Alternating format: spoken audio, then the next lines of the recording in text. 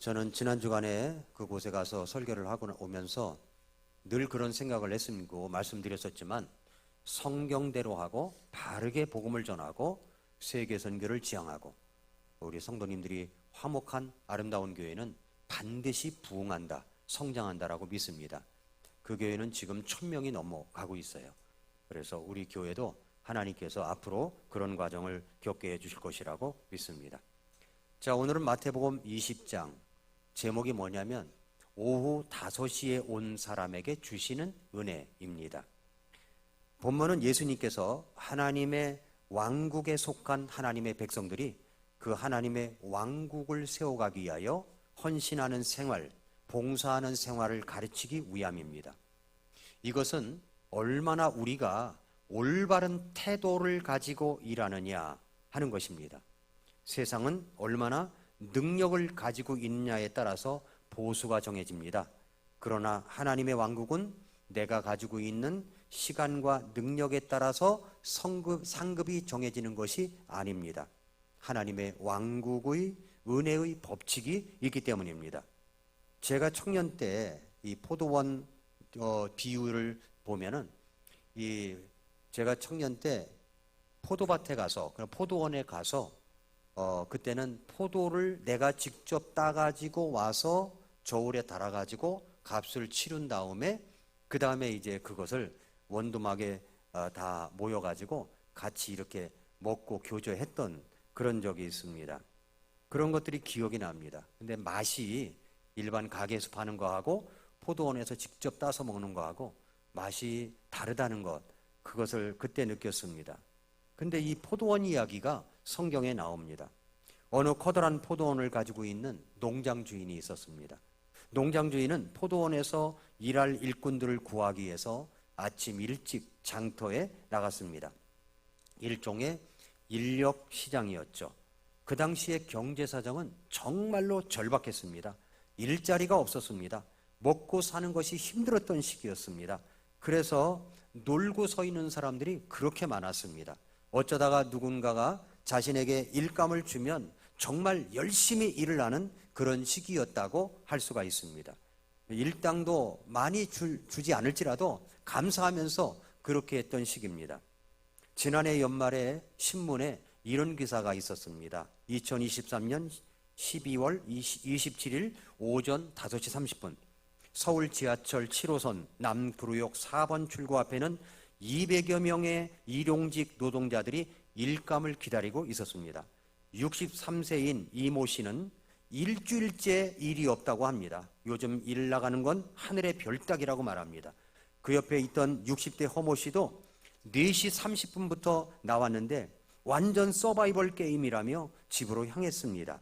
이 씨는 30분 더 기다리겠다고 하면서 희망의 끈을 놓지 않았습니다.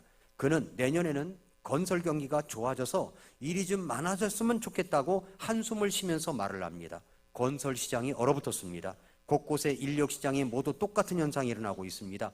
왜 그럴까요? 고금리와 자재비 상승 때문입니다. 아파트 등 주택 착공 물량은 지난해 10월까지 14만 1,595가구로 지난해 같은, 그러니까 2022년도죠. 같은 기간보다도 57.2% 급감했다는 겁니다.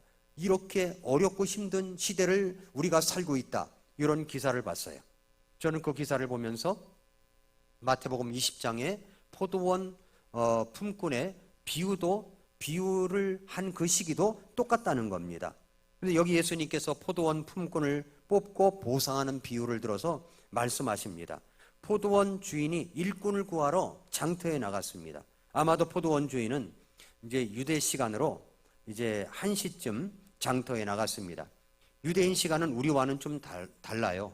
해가 뜨는 6시쯤 이제 나갔다는 말이죠. 그때 나가서 이제 일꾼들을 구합니다. 20장 2절에 보니까 그가 하루에 1데나리온씩 주기로 품꾼들과 합의한 뒤 그들을 자기 포도원에 들여보냈다. 그러니까 하루 일당이 1데나리온이라는 거죠. 1데나리온.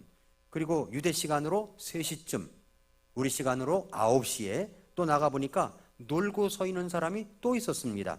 그래서 3절 4절을 보면은 또 3시쯤에 나가서 9시죠. 장터에서 놀고 서 있는 다른 자들을 발견하고는 그들에게 이르되 너희도 포도원에 들어가라. 무엇이든 정당한 것을 내가 너희에게 주리라. 그들이 자기들의 길로 갔다 그랬습니다.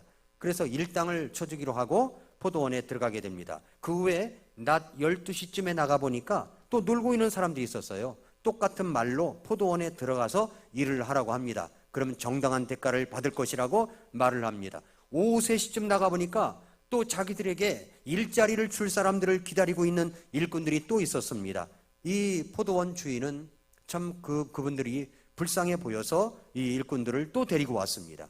이제 곧이어 이제 일을 마감할 시간이 다가옵니다. 그런데 5시쯤에 6시에 마감이 되는데 5시쯤에 나가보니까 이제 일을 끝날 시간인데도 그때도 장터에서 인력시장이겠죠. 장터에서 기다리고 있는 사람들이 있었던 것입니다. 그래서 이제 20장 6절 7절에 보니까 또 11시쯤에 나가서 놀고 서 있는 다른 자들을 발견하고는 이게 오후 5시입니다. 그들에게 이르되 너희는 어찌하여 온종일 여기서 놀고 서 있느냐 하매 그들이 그에게 이르되 아무도 우리를 고용하지 아니하였기 때문입니다. 그러자 이 포도원 주인이 말하기를 포도원에 들어가라. 무엇이든 정당한 것 그것을 너희가 받으리라. 이렇게 얘기한 겁니다. 이제 일을 마치기 1시간 전인데도 불구하고 이 사람은 이 고용되어 들어가서 일을 하는 거죠. 몇 시간 일을 했겠습니까? 1시간 일을 한 겁니다. 1시간. 그런데도 이 주인은 종을 데리고 왔습니다. 포도원에 들어가라고 합니다. 왜 그렇게 했겠습니까? 이제 잠시 후면 하루해가 지는데 일도 못하고 일당도 없는 그들이 가정에 들어갔을 때 굶고 있을 식구들을 생각할 때 참 불쌍하게 여겨서 그렇게 했었을 수도 있습니다. 이 주인이 아침 일찍 필요한 일꾼들을 데려왔을 텐데 6시에도 데려왔지만 9시, 12시, 3시, 오후 5시에 사람들을 왜 그때 데려왔는지 그 주인만 알죠. 우리는 알 수가 없습니다. 이 주인은 일손이 모자란 것도 아니었습니다. 그런데도 포도원에 일꾼들을 들여보내서 일을 하게 했습니다. 자, 이제 저녁 6시가 되었습니다. 농작물을 이제 포도원 문을 닫을 시간이 됐어요. 하루 일을 마치고 이제 하루 일당을 줄 시간이 되었습니다. 그래서 주인이 5시에 온 사람 나오세요. 나왔습니다. 그랬더니 하루 일당 1데나리온을 주는 거예요. 1데나리온을. 1시간밖에 일을 안 했는데 1데나리온을 준 겁니다. 하루 일당을 준 거죠.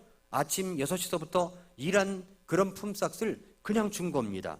자, 이렇게 주니까 6시에 온 사람, 9시에 온 사람, 오후 3시에 온 사람, 이런 사람들이 눈이 이제 커진 겁니다. 이야, 5시에 온 사람이 1데나리온을 받았으면 나는 더 받겠지? 이런 생각이 든 거예요. 나는 더 받겠지? 그랬습니다. 그런데 이제 나오라고 하더니 전부 다 똑같이 1데나리온씩을 다 준 겁니다. 그러자 이분들이 뭐라고 그랬냐면은 더 받을 줄 기대했던 이분들이 불평과 원망을 쏟아냅니다. 우리는 아침 일찍 와서 온종일 땀을 흘리며 열심히 일을 했는데 오후 5시에 와서 일을 한 사람과 어떻게 그렇게 똑같이 대화할 수가 있단 말입니까? 이것이 본문에서 먼저 와서 일을 한 사람들의 투덜거림이었습니다. 자, 이런 비유를 말씀하시고 나서 예수님은 마지막에 이 말씀을 덧붙이십니다. 16절을 봐보세요. 이와 같이 마지막인 자들이 처음이 되고 처음인 자들이 마지막이 되리니 부름받은 자들은 많으나 선정된 자는 적으니라 하시니라. 이렇게 말씀했습니다. 자, 이 말씀을 보면은 마지막에 온 자가 처음 되고 처음인 자가 마지막이 된다. 이 말씀이에요. 그런데 왜 예수님께서 마태복음 20장에 포도원 품꾼의 비유를 말씀하셨을까요? 왜 그러냐면은 베드로의 말 때문이었습니다. 베드로의 말 때문에. 자, 마태복음 19장 27절 그 전장 19장 27절 이하에 보면은 베드로가 이런 말을 예수님께 합니다. 그때 베드로가 그분께 응답하여 이르되 보소서 우리가 모든 것을 버리고 주를 따라 싸우니 그런즉 우리가 무엇을 얻으리이까? 자, 베드로가 뭐라고 그랬어요? 우리가 모든 것을 버리고 주님을 따랐습니다. 주님, 그렇다면 우리가 무엇을 얻을 수가 있는 것입니까? 이렇게 이제 말을 한 거예요. 이 말을 우리 버전으로 이야기해 볼까요? 우리들 버전으로, 하나님, 내가 주일날이면 아침 일찍 교회에 와서 이런저런 봉사를 합니다. 찬양대도 합니다. 집사로 일을 합니다. 교사로도 일을 합니다. 주방에서 허리가 아프도록 일을 합니다. 그런데 제가 그렇게 일한 지 정말 오래되었습니다. 제가 남들이 하지 않은 일까지 다 했습니다. 그렇다면 하나님, 저에게 돌아올 보상이 무엇입니까? 이 말이에요. 베드로의 질문에 예수님께서는 먼저 결론부터 내리고 말씀하시는 거예요. 결론이 뭐냐면 19장 28절, 예수님께서 그들에게 이르시되 진실로 내가 너희에게 이르노니 다시 태어나는 때 곧 사람의 아들이 자기의 영광의 왕좌에 앉을 때 나를 따른 너희도 12 왕좌에 앉아 이스라엘 12지파를 재판하리라. 또 내 이름으로 인해 집이나 형제나 자매나 아버지나 어머니나 아내나 자매나 토지를 버린 모든 자는 100배를 받고 또 영존하는 생명을 상속받으리라. 그러나 처음인 자들 중에 많은 자들이 마지막이 되고 마지막인 자들이 처음이 되리라. 이렇게 먼저 너희들 보상은 꼭 있어. 그렇지만 이 말을 한번 들어봐 하면서 예수님이 마태복음 20장에서 포도원 품꾼의 비유를 말씀하시는 겁니다. 자, 그렇다면 오늘 말씀에서 예수님께서 어떤 교훈을 가르치시려고 하는 것입니까? 이것은 우리가 예수님을 믿고 구원받은 자들에게 주시는 말씀의 교훈으로 본다면 어떤 말씀을 우리에게 말씀해 주시려고 하는 것일까요?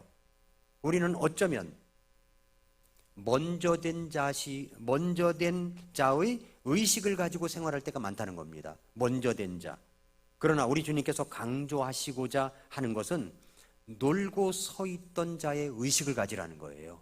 놀고 서 있던 자의 의식. 그렇습니다. 우리는 놀고 서 있었던 사람들입니다. 주인이신 예수님께서 우리를 구원해 주시지 않았다면 우리는 아무것도 아닌 자들이었습니다. 이제 천국에서의 가치는 이 땅에서 우리가 주님을 위해서 어떤 태도로 일하느냐에 따라 달라진다는 겁니다. 이것은 태도의 문제예요. 예수님께서 와서 일을 하지 않을래? 라고 불러주셨습니다.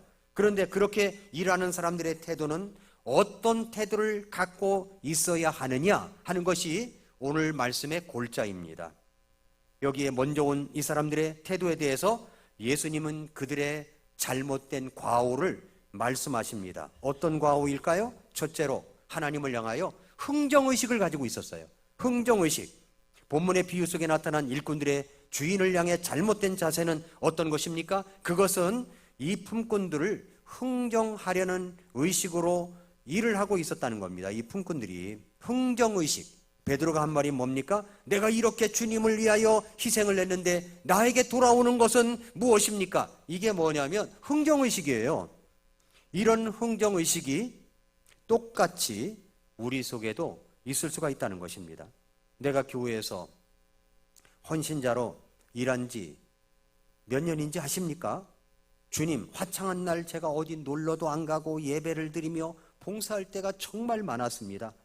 주님은 그런 나를 위해 무엇을 주시겠습니까? 이런 거죠. 이게 뭐예요? 이게 흥정의식이에요. 내가 이만큼 일했으니 더 많이 가지는 것이 마땅하지 않습니까? 이것이 품꾼들의 마음속에 숨어 있었던 동기였습니다. 자, 그런데 우리는 이런 사실을 생각해 봐야 됩니다. 나의 처음에 내 신분입니다. 내 신분. 이 품꾼들이 처음에는 어떤 신분이었습니까? 3절에 보면은 놀고 서 있는 사람들이라고 그랬어요. 놀고 서 있는 사람들. 할 일이 없어서 장터에서 서성이면서 자기를 고용해 줄 주인을 기다리고 있는 사람들이었습니다. 이들은 자신들의 최초의 신분을 잊고 있었습니다. 본래 할 일이 없었던 사람들이었습니다. 때는 정말 절박하였던 시기입니다. 누군가 일감을 주면 얼마를 주던 얼마나 너무나 감격스러워하는 그런 시기였어요. 일을 하지 않으면 굶어야만 하는 그런 시기였습니다. 그런데 그런 절박한 경제 상황에서 어느 포도원 주인이 나타나 자기를 고용했다는 사실입니다. 우리는 이 사실을 잘 짚어봐야 됩니다. 주인은 이 할 일 없는 사람들을 불러서 일자리를 준 것입니다. 그리고 처음에 약속한 대로 일당을 준 거예요. 약속했다고 그랬잖아요. 그런데 이들은 불평을 하고 있습니다. 투덜거리고 있어요. 왜 더 안 주느냐는 겁니다. 왜 더 안 줍니까?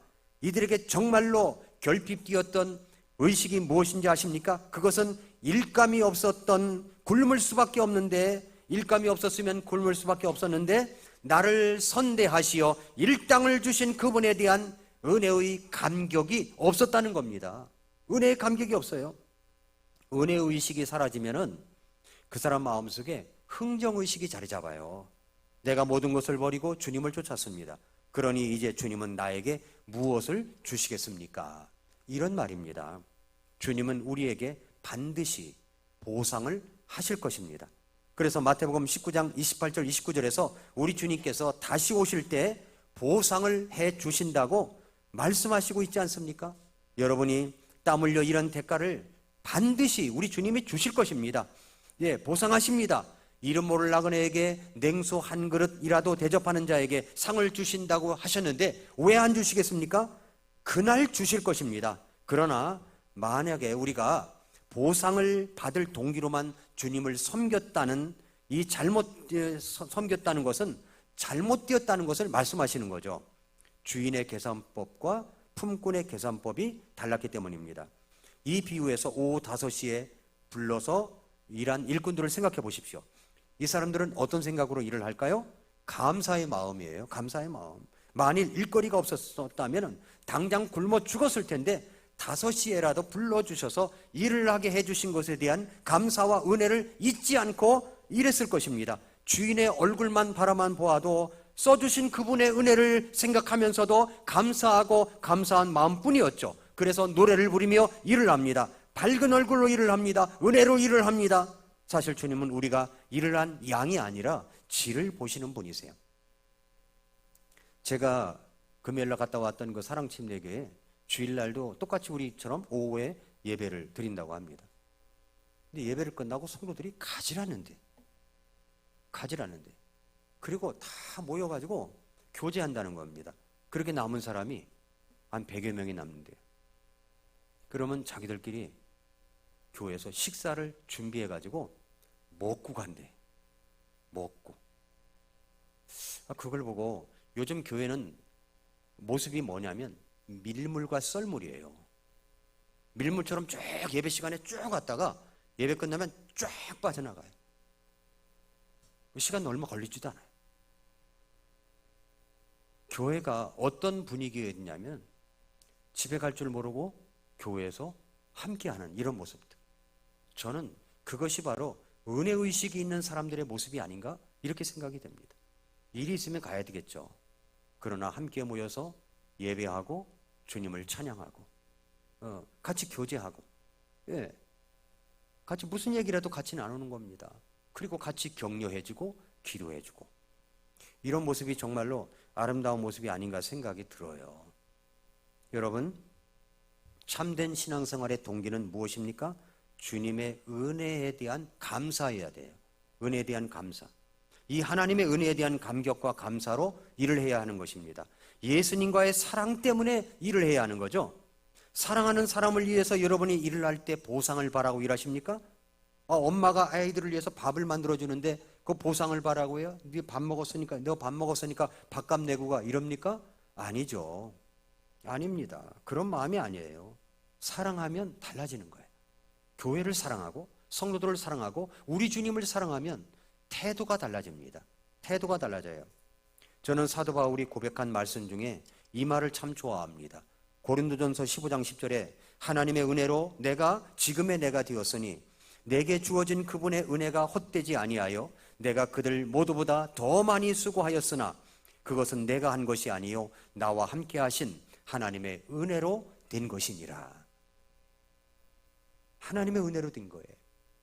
그래서 송경민 씨가 작사 작곡한 은혜라는 노래가 그렇게 많은 사람들이 불러서 은혜 받고 좋아하는지 모르겠다 생각이 들어요. 나를 지으신 이가 하나님, 나를 부르신 이가 하나님, 나를 보내신 이도 하나님, 나의 나된 것은 다 하나님의 은혜라. 나의 달려갈 길 다가도록 나의 마지막 호흡 다하도록 나로 그 십자가 품게 하시니 나의 나된 것은 다 하나님의 은혜라.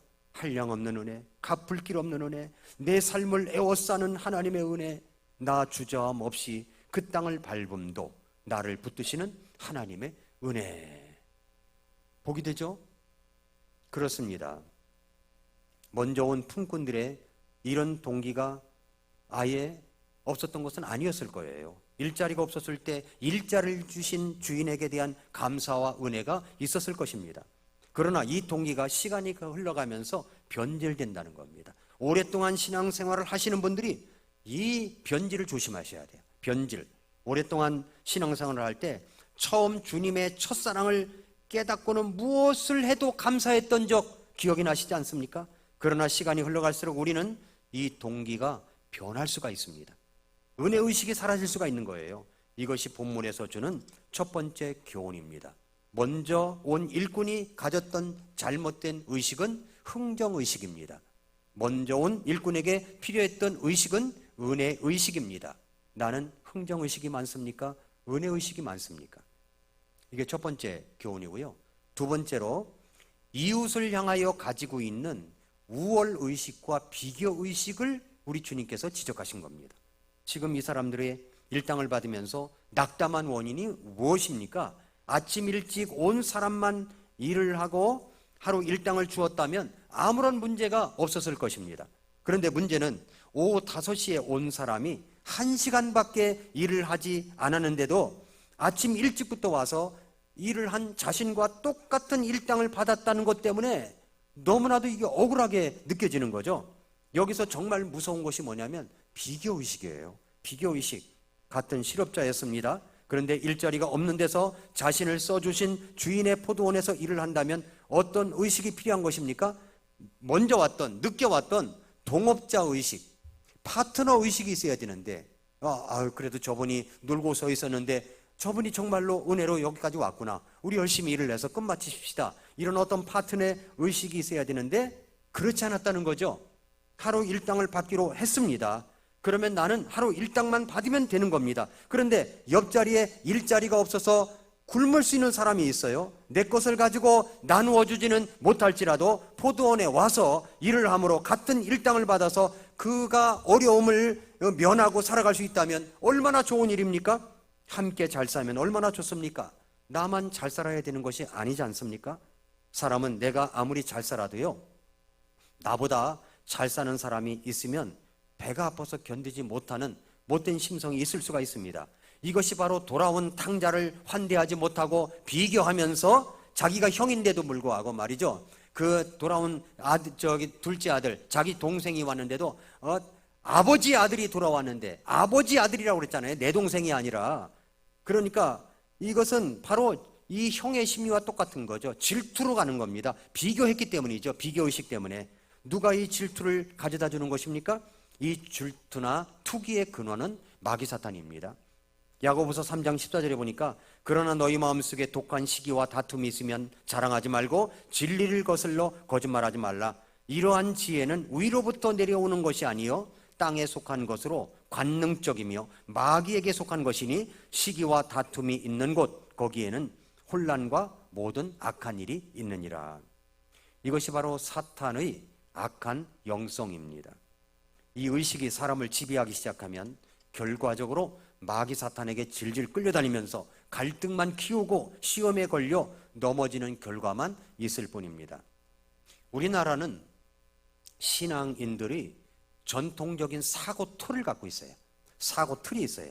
그러니까 어떤 틀이냐면 교회 나가면 직분 받아야 되고 그것도 최고의 직분까지 가야 되고 교회에서 집사를 받아야 되고 안수집사, 장로님, 권사님 뭐 이렇게 불러줘야 그래도 내가 잘한 틀 속에 들어가 있다. 이렇게 생각하는 이 전통적인 틀이 있습니다.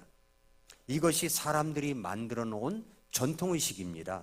그래서 어떤 직분을 받아야 신앙생활 잘한 것 같고 그렇지 않으면 못한 것 같은 비교의식 틀 속에 우리 자신을 가둘 수가 있습니다. 이것이 바로 아침 6시에 온 사람의 의식입니다. 처음에 은혜로 시작했는데 나중에는 비교를 하다 보니까 더 많이 받을 것이라는 의식입니다. 잘못된 것이죠. 보통 집사직을 세울 때 이런 것이 있습니다. 보통 우리 독립침례교 목사님들이 만나면 그런 이야기를 나눠요. 그냥 형제로서 성도로서 섬김의 봉사를 할 때는 정말 탁월하게 잘했던 분이 있습니다. 그래서 목사님이 이제 교회 집사도 필요하니까 집사로 임명을 했습니다.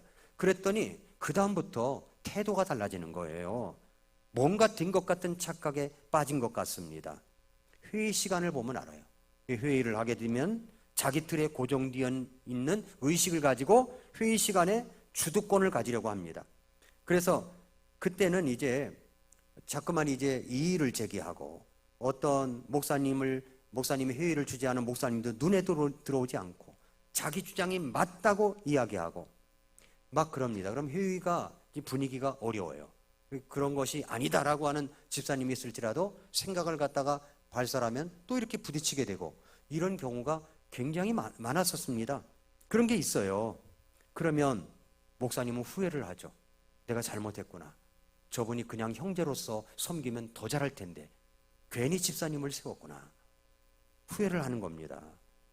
그런 것들이 있어요. 한국 사람들 의식 가운데 가장 무서운 의식이 이겁니다. 바로 흑백 사고 방식이에요. 흑백 사고 방식. 예. 오늘날 교회에서도 문제는 일어날 수가 있습니다. 그러나 이것을 흑백 사고 방식으로 가지 말자는 거예요. 지금은 우리 교회에서 아무런 문제가 없으니까 이 말을 들을 수가 있습니다만은 한 번은 그런 문제도 있었어요. 뭐냐면 예배를 마치고 나가다 보면 저하고 인사를 나누잖아요. 그러면 인사를 미처 못 나눈 분도 있습니다. 그렇죠? 이렇게 한 사람하고 길게 얘기하다 보면은 이렇게 지나치는 분도 있어요. 근데 그때 어떤 분이 그런 얘기 합니다. 목사님은 말이야, 내가 인사를 했는데도 안 받으셔. 네, 안 받으셔. 인사했는데 안 받는다는 거예요. 그래서 그게 아닌데 이런 오해를 발전하다 보면은 그 다음에 어떤 생각이 드냐면 목사님이 나를 무시하나 봐. 목사님은 부자만 알아주나 봐. 네. 목사님이 왜 그럴까? 아니 나같이 나는 돈도 없고 뭐 가진 것도 없으니까 무시하는 거야? 여기까지 나가는 거예요. 그러면 사탄이 또 이제 생각을 또 집어넣어 줍니다. 그러면 이게 발전을 해나가는 거예요. 부정적인 사고는 더 아주 상상력이 풍부하게 발전해 나갑니다. 그러면 나중에는 사람을 무시하는 저 목사님은 공평하지 못해.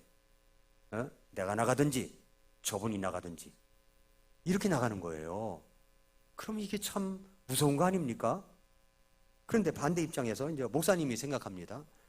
인사를 하다 보면은 제가 인사를 했는데도 안 받고 나가는 분들이 계세요. 안 받고 그냥 꼿꼿하게 앞만 보고 여보도 안 봐. 앞만 보고 이렇게 나가는 분들이 있거든요. 그러면 이제 목사 입장에 생각해 보세요. 그러면 저 성도님은 왜 그렇게 나를 못마땅해 여기나? 내가 마음에 안 드나? 이런 생각 들지 않겠습니까? 든다니까요. 들어요. 그러면 인간적으로 뭐 있을 수도 있는 이야기인데 이런 생각이 듭니다. 그러나 그 이상으로 생각이 발전하면 문제가 되는 거예요. 문제가 되는 겁니다. 그렇게 되면 이 교회 공동체는 어려운 일이 발생하게 되는 겁니다. 이것이 바로 뭐냐면 흑백 사고 방식입니다. 흑백으로 흑백 논리 사고 방식입니다. 나와 같지 않으면 다 틀렸다는 사고 방식입니다. 우월 의식과 비교 의식을 갖게 되면 사람을 망가지게 만듭니다. 자기가 어떤 사람이었는가를 봐야 돼요. 여기 포도원의 일꾼들은 일을 할 때 누구를 바라보고 일을 해야 합니까? 주인입니다. 주인. 자기들을 불러주고 일을 시켜 일당을 준 주인을 바라보는 겁니다. 그 주인 앞에서 인정받아 다음에도 자신에게 일자리를 줄 수 있도록 하는데 그게 포커스를 맞춰야 되는 거죠. 우리는 주님을 바라봐야 됩니다. 주님을. 그리고 그 주님께서 하라고 하시는 일들 속에서 기쁨을 누려야 하는 것입니다. 여기는 우리들의 포도원이에요. 하나님이 주신 포도원입니다. 이곳에서 우리는 서로를 아껴주며 격려하며 위로하며 세워주는 사람이 되어야 됩니다. 그것이 바로 파트너 의식이요 동료 의식인 것입니다. 먼저 온 일꾼의 잘못된 의식은 비교 의식이고 우월 의식입니다. 먼저 온 일꾼에게 필요했던 의식은 바로 동료 의식이었습니다. 그렇다면 나는 비교 의식과 우월 의식이 많습니까? 아니면 동료 의식이 많습니까? 마지막 세 번째, 자기 자신을 향한 공로자 의식이 있는 겁니다. 자기 자신을 향한 공로자 의식. 여기 포도원에서 일을 하고 먼저 온 사람들의 모습을 한번 보시기 바랍니다. 20장 10절 11절 보니까 그러나 처음 온 자들은 와서 자기들이 더 받을 줄로 생각하였으나 자기들도 마찬가지로 각각 1데나리온씩 받았으므로 그것을 받은 뒤에 그 집주인을 향해 투덜거리며 그랬어요. 이 사람은 지금 어떤 의식에 사로잡혀 있습니까? 공로자 의식에 사로잡혀 있는 거예요. 공로자 의식. 자신이 무슨 공로를 세운 것처럼 불평을 합니다. 공로자 의식의 반대 개념은 빚진 자 의식입니다. 우리의 포도원에서 우리에게 필요한 의식은 바로 어떤 의식이냐면 빚진 자 의식이에요. 빚진 자 의식. 공로자 의식을 갖게 되는 그 순간부터 우리는 불평을 달고 살 수가 있습니다. 제가 비교하고 우월의식 갖고 이러면 안 되는 거예요. 여러분, 저도 이제 제 동료 목사들이 있고요. 친구 목사들이 있고 우리 교회보다도 이제 여러 숫자적으로 보나 이런 것으로 보나 좀 이제 숫자적으로 많이 모이지 않은 교회도 있습니다. 그러면 목사님 사례비가 얼마인가 이런 걸 얘기하는 데가 있어요. 저는 제 얘기를 안 하죠. 그러면 비교를 하게 돼요. 비교를 하게 돼요. 어떤 분은 저보다도 더 많이 받아요. 이 비교를 해보면. 그런데 만약에 제가 그런 비교의식을 갖고 그렇게 생활한다면 제가 목회를 할 수 있겠습니까? 목회 못해요. 모든 것은 다 하나님이 주신 것이다. 이렇게 믿고 하는 거죠. 집사님들이 제 모든 걸 이게 정했을 때 이거 부족합니다. 더 많이 주세요. 그렇게 할 수 있습니까? 그렇게 할 수 없는 거예요. 그분들의 마음에 감동이 있는 대로, 교회 형편대로 이것이 결정되는 거지. 조력자들도 마찬가지입니다. 조력자들도 마찬가지인 거예요.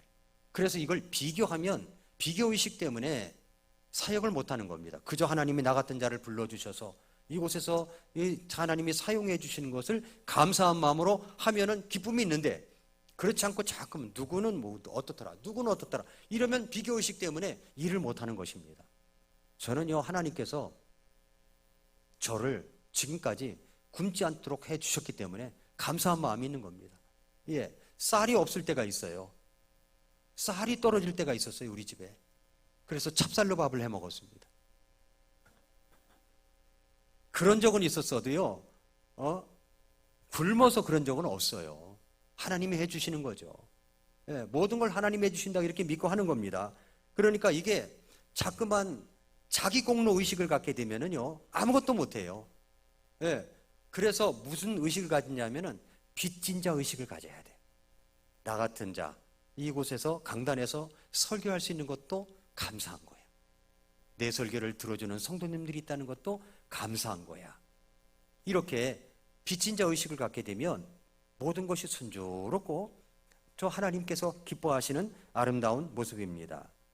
그래서 말이죠 사도 바울이 한 말 가운데 로마서 1장 14절에 이런 말씀이 있습니다. 나는 그리스인이나 바바리인이나, 바바리라는 말은 그리스인보다도 한 수 뒤처진 이방인들을 두고 이야기하거든요. 바바리인이나 지혜 있는 자나 지혜 없는 자에게 다 빚진 자니라. 그래서 빚진 자 의식을 갖는 겁니다. 빚진 자 의식. 내가 얼마나 수고를 했는데, 내가 얼마나 땀을 흘렸는데 라는 의식이 많을수록 나를 알아주지 않는다는 원망이 가득할 수가 있습니다. 그것이 불만이 되어서 다른 행동을 표출할 수도 있는 겁니다. 그리고 나를 알아주지 않는다는 원망이 생겨날 수 있는 거예요. 누가복음 17장 10절에서 그래서 이렇게 말씀합니다. 그런즉 이와 같이 너희도 명령받은 그 모든 일들을 한 뒤에 이르기를 우리는 무익한 종이니이다. 마땅히 해야 할 우리 의무인 그것을 우리가 하였나이다 하라 하시니라. 마땅히 할 것을 한 것뿐입니다 라고 말씀드리라는 거죠. 그러므로 사랑하는 성도 여러분, 5시에 와서 일을 했어도 그 일에 대한 동기가 순수하였다면 하나님께서 나를 인정하실 것입니다. 내가 아침 일찍 6시에 와서 일을 했을지라도 그 일에 대한 순수한 은혜의식을 갖고 있다면 주님께서 나를 알아주시고 인정해 주실 것입니다. 나를 판단해 주실 분은 우리 하나님이십니다. 우리 하나님 앞에 부끄러움 없이 설 수 있는 그날을 바라보시기를 바랍니다. 그러기 위해서는 우리가 해야 될 것이 뭐예요? 공로의식을 버려야 돼요. 흥정의식을 버려야 됩니다. 철저한 은혜의식 속에서 신앙생활을 해야 되는 것입니다. 빚진 자 의식을 갖고 있어야 됩니다. 먼저 온 일꾼의 잘못된 의식은 공로자 의식입니다. 먼저 온 일꾼에게 필요했던 의식은 빚진 자 의식입니다. 여러분에게는 공로의식이 많습니까? 아니면 빚진 자 의식이 많습니까? 여러분 시작을 잘하셨습니다. 여러분 구원받은 것도 정말 잘하신 것입니다. 헌신도 정말 잘하신 것입니다. 오늘 아까 소개해드렸죠. 주일학교 일꾼이 부족해요. 주일학교 선생님들이 젊은 피가 왔으면 좋겠다는 거예요. 예, 젊은 피, 젊은 일꾼들. 예, 놀고 서 있는 분들 계시죠, 여기? 놀고 서 있는 분들? 그때 이제 제가 지명하여 부를 수도 있어요. 예, 와서 주일학교 포도원에 가서 일을 좀 해라. 그럼 어떻게 해야 됩니까? 예, 사양하겠습니다. 이러면 안 되는 거예요. 어떻게 해야 돼요? 주님 감사합니다. 제가 주저주저 하고 있었는데 목사님 선택해 주셔서 감사합니다. 와서 일을 해야 되는 거죠. 또 어떤 분에게 부탁하기를 우리 교회에서 인사부장으로 임명합니다. 그럼 인사만 잘하고 다니는 거예요. 예, 인사만 잘하면. 이런 분들 때문에 분위기가 살아나는 거예요. 이렇게 우리 주님 앞에 헌신을 하는 거죠. 찬양대도 마찬가지입니다. 찬양대도 와서 나도 찬양대 하겠습니다라는 이런 결단들이 2024년도에 많이 일어날 수 있기를 바랍니다. 자, 오늘 아침에 이제 이 이야기만 하고 마칠게요.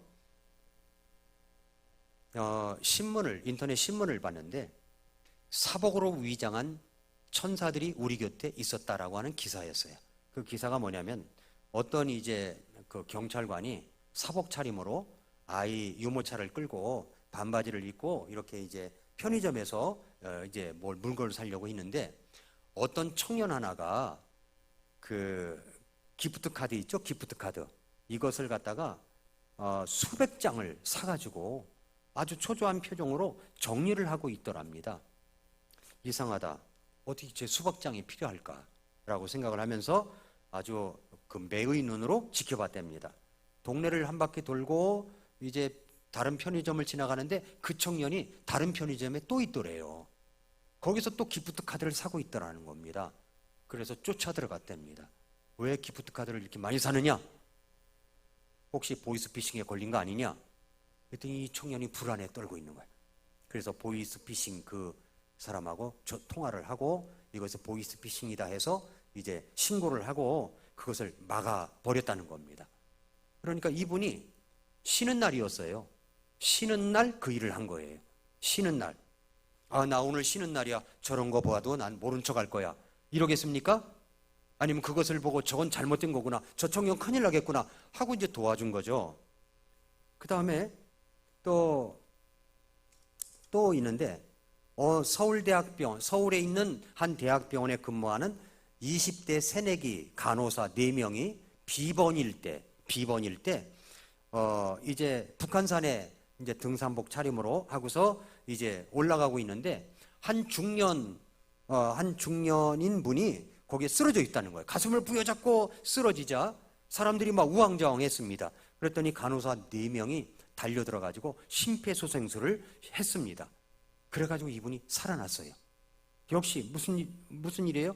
비번 때 일을 한 거예요. 비번 때. 비번에 이런 어떤 비번일에 공직자들의 또 의료진의 선행이 곧잘 뉴스를 타죠.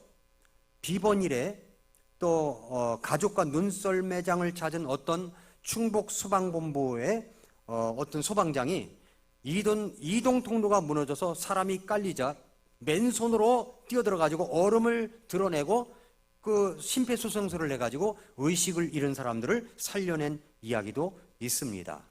미담의 주인공들이 한결같이 말하는 게 뭐냐면 어떻게 그럴 수가 있었습니까? 그랬더니 몸이 먼저 반응했다는 거예요. 몸이 먼저 반응했답니다. 어떻게 그냥 지나치냐는 거예요. 내 동료 누구라도 그랬을 것이라고 이야기합니다.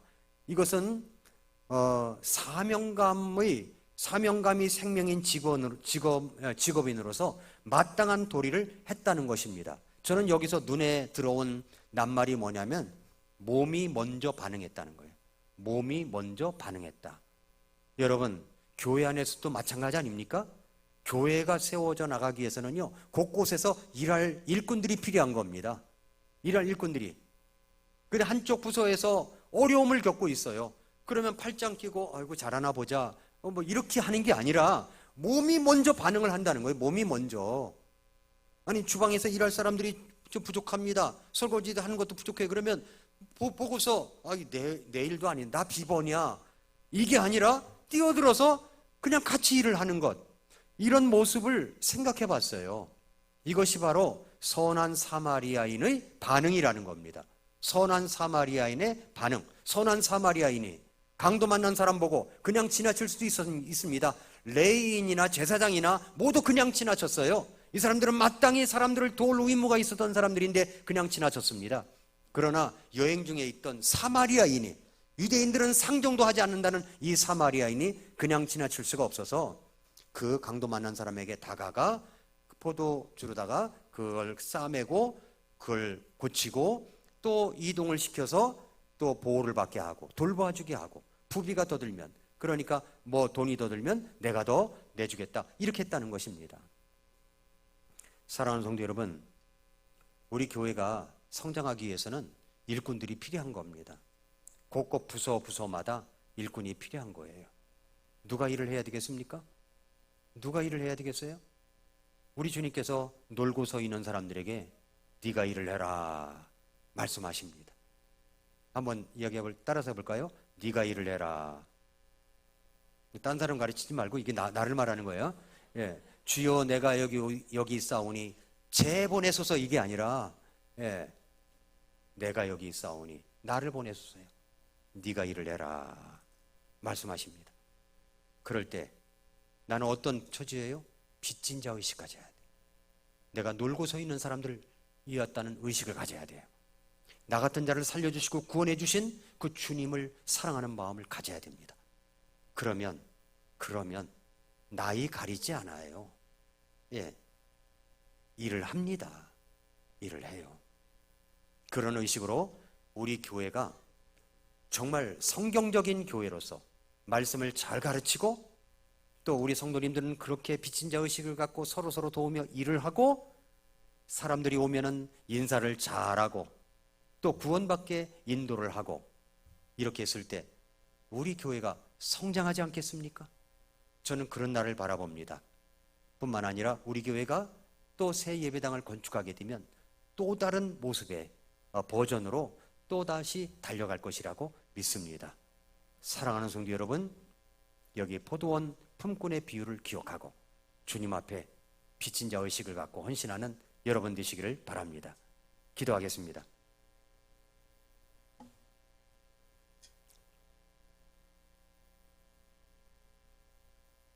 이 시간 머리 숙여서 기도하겠습니다. 우리 주님이 말씀하십니다. 놀고 서 있는 우리들에게 너도 내 포도원에 들어가라. 내가 정당한 값을 너에게 주겠다. 자, 그러면 어떻게 해야 되겠습니까? 우리 주님 앞에 어떤 의식을 가져야 돼요? 흥정의식이 아니라 은혜의식입니다. 비교의식, 우월의식이 아니라 파트너의식입니다. 또 우리에게 공로자의식이 아니라 빚진자의식입니다.